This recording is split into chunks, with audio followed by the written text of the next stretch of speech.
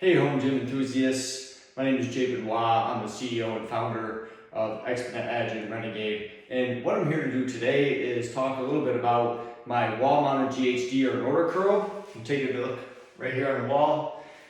You've all likely used a GHD, performed Nordic Curls. This is a little bit different that mounts to your wall. And what I want to talk about today is how and where to install your GHD. So if you take a look on my wall over here, you'll see it's mounted pretty low to the floor. The very first thing you really want to keep in mind when you're installing this is you need to install it on studs.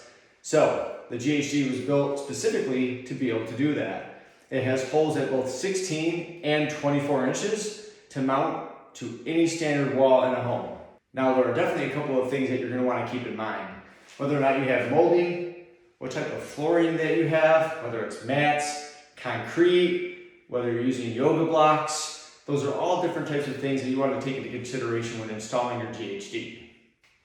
The other thing you want to make sure when you're installing this is that you put it in a position where you actually have the opportunity or space to fall out about 4 feet or so depending upon your height. So you'll notice my GHD has plenty of room for me to fall out when I perform this exercise onto the floor to push back up to perform a proper Nordic curl.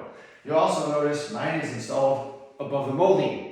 Now, I decided not to cut the molding because I was going to actually perform these on a set of yoga blocks because I already have them and own them, but that's entirely up to you on what you want to do when it comes to how you want to perform this exercise, because you can certainly perform it with your knees directly on the floor, or you can use it on a yoga mat, just however you feel comfortable.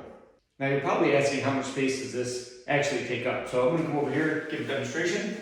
If you take a look, it's actually, the length of this is about 28 inches.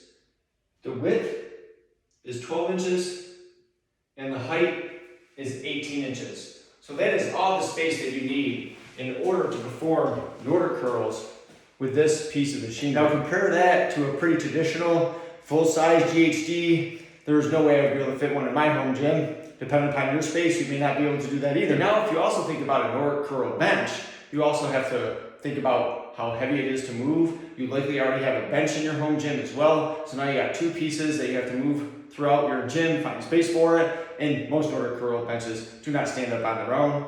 And if you were thinking about a full-size GHD, it's going to cost you at least double the price of this wall-mounted GHD. And it takes up a considerable amount of space in your home gym. Let me take you around and just show you a real quick look of how it fits in my space.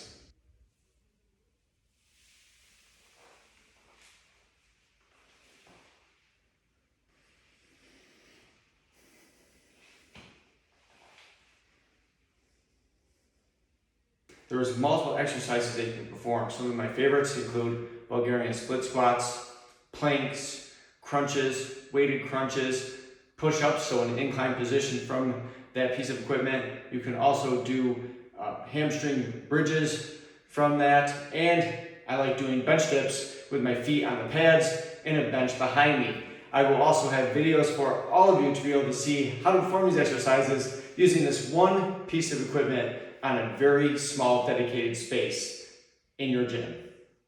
So good luck training, and take a look at this GHD and get one in your home gym today. You're probably also wondering, how long does it take to install the GHD, and what type of experience do you need to complete the installation process?